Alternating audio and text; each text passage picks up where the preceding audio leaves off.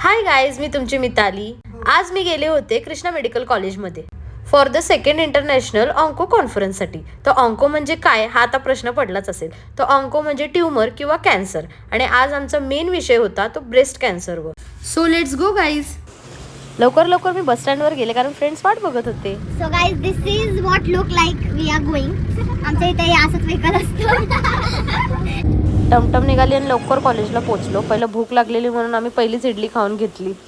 खूप लेट झालता आम्हाला, तरी पण आमचं रमत गमत चाललं होतं आणि we are on our destination.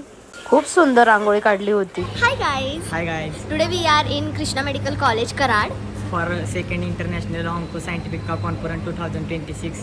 So it's specialized for breast cancer. So stay tuned. So guys, आम्ही गेल्या गेलेच आम्हाला एक फोल्डर दिला होता. त्याच्यामध्ये बऱ्याच गोष्टी होत्या, like pen, notebook, identity card, then small card, kitchen and one time table that everything was written, की कुठले कुठले कोण कोण डॉक्टर्स आलेले आहेत, कुठले कुठले टॉपिक्स आम्ही कव्हर करणार आहोत, सगळं तसं टाइम टेबल लिहून दिलं होतं. And guys, information about physiotherapist equipment.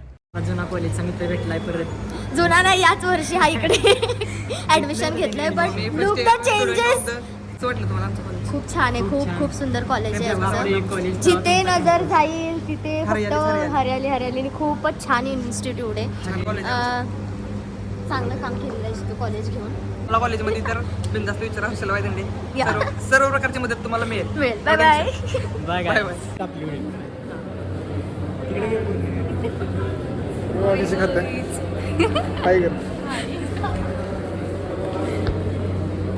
आम्ही आलो हर्षलच्या कॉलेजला. कसं कॉन्फरन्स लागल्यात बघा ही सगळी. हर्षलनं बघा दिलं ती इडल्या. यानंतर NCC कॅडेट्सनी गेस्टचं खूप छान वेलकम केलं आणि आमचा प्रोग्राम स्टार्ट झाला. फर्स्ट हाफमध्ये आम्हाला कॅन्सर म्हणजे काय, ब्रेस्ट कॅन्सर म्हणजे काय आणि ते कसं क्युअर करायचं हे सांगण्यात आलं. त्याच्यानंतर आमचा झाला तो ब्रेक. भूक खूप लागली होती म्हणून विचार केला पहिला पोटोबा नंतर विटोबा आणि थेट जेवणाकडे गेलो. जेवण खूप छान होतं आणि इथं बघतोय काय तर सोहम भाऊनी पहिलीच हजेरी लावली आहे. नंतर सेकंड हाफमध्ये फिजिओथेरपी पर्स्पेक्टिव्हने काय करता येईल ते सांगितलं. Lymphedema control, physical activities, post operative rehabilitation, fatigue management आणि functional recovery and many more.